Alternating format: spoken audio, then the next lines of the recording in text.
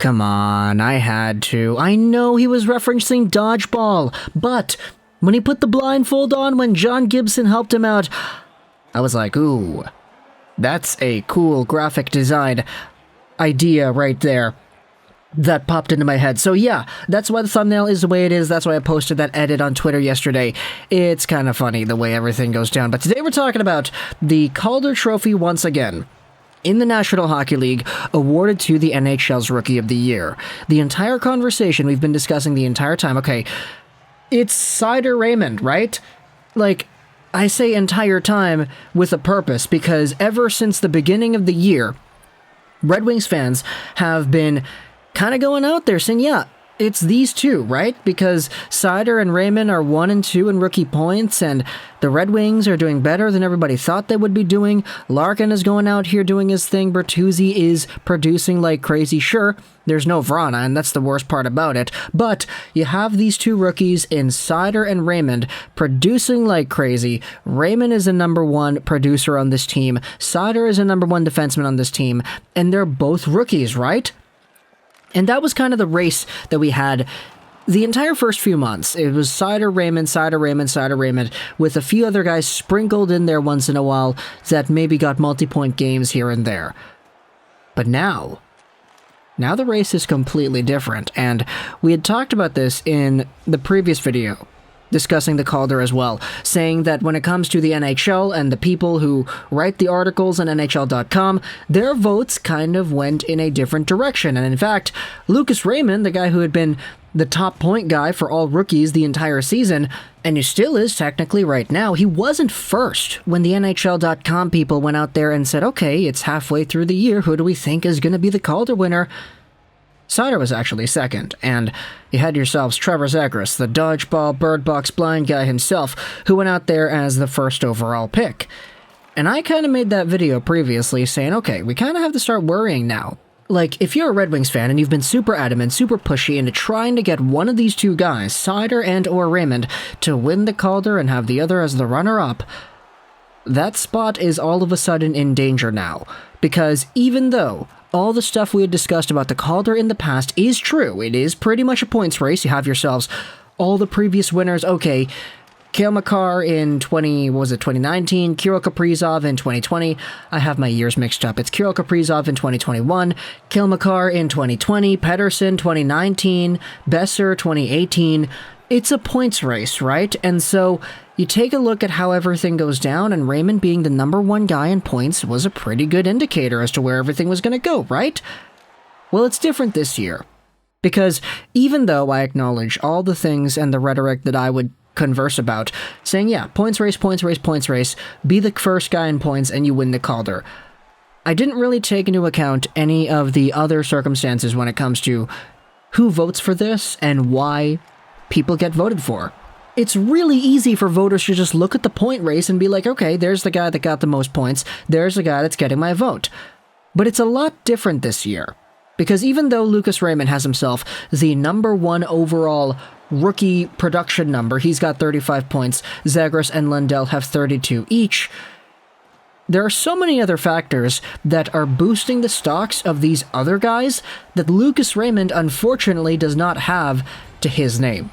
For Anton Lundell, you have yourselves a guy who's got 32 points in 43 games played, the same point per game number as Lucas Raymond. They both have a .74 points per game.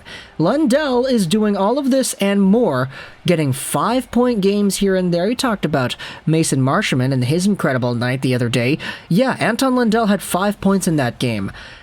Lundell is doing all of this as a +25, and he is doing this on the third line. Lucas Raymond, unfortunately, is a first-line player for the Red Wings, and even though their time on ice is only separated by 2 minutes, Lundell has the luxury of being behind so many other top-tier players that there's somewhat of an underrated factor that people converse about when they talk about Lundell and how he has been performing. Oh, he's doing the same thing that Raymond is doing. He's got the same point-per-game number that Raymond has, and he's doing it as a third liner. That's crazy. That's not even taking into consideration the two-way responsibility that Lundell displays, and not to mention the fact that Raymond also has those qualities too. This is just the point production compiled with a few other ideas that really skew the argument in Lundell's favor right now.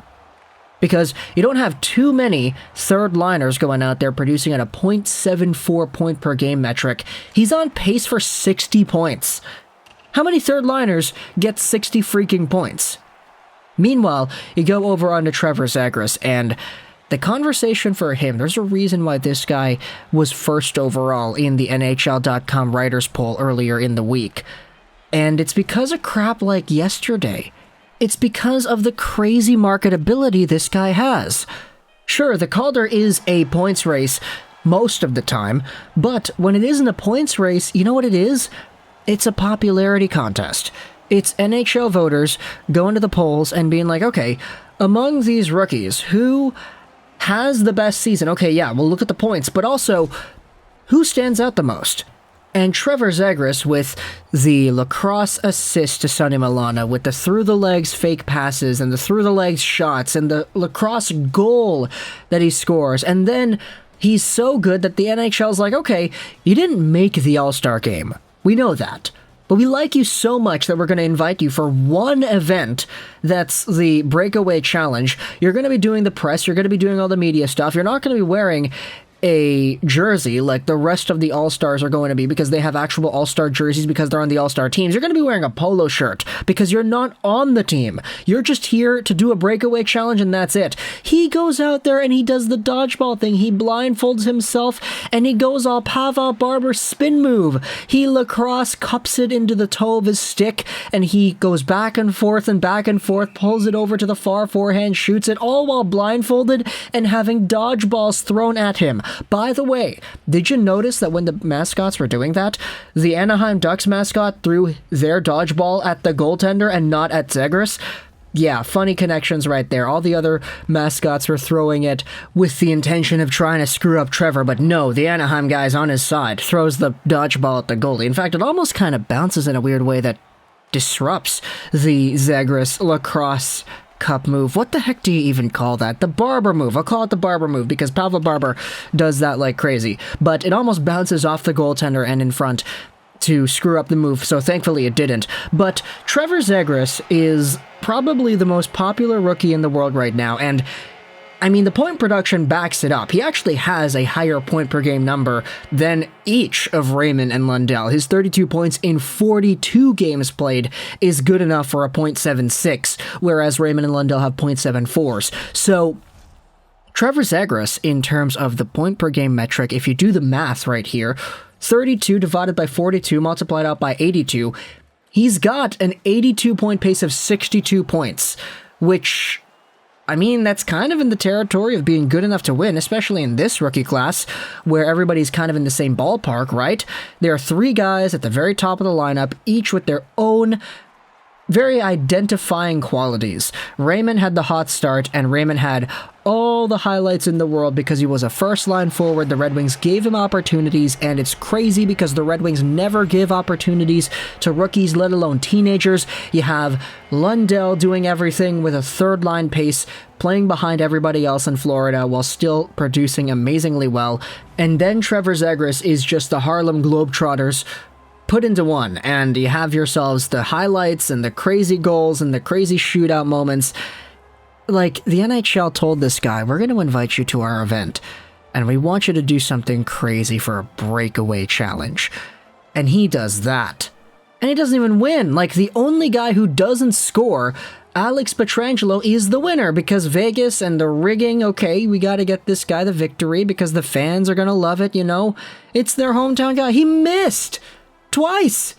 And so, like, it's kind of whack, but you know, the All-Star Skills competition was kind of in that way to begin with. Like, the only real events that actually had legit scores were like the accuracy shooting, the fountain face-off, and like all the other stuff that was based off of time, right? Not this. Not the subjective John Hamm going out there giving 7 out of 10s and all that, but either way, Trevor Zegras scored probably the most impressive goal we have ever seen on NHL ice. Talk to me in the comments, what do you think about the Calder and how things are going right now? If you had to vote, who are you taking?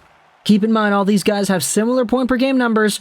Is it Anton Lundell playing as a third line guy and still having a way to find 5-point nights? Is it Trevor Zegras with the lasso, cowboy, just lacrosse move extravaganza that this guy puts off every night? Or is it Lucas Raymond, a consistent first-line forward playing for Detroit? Or is it Seider? Because, I mean, we haven't really been giving him all too much love in this conversation. Talk to me in the comments on your thoughts. I hope you enjoyed this video. Trolls 99. And bye.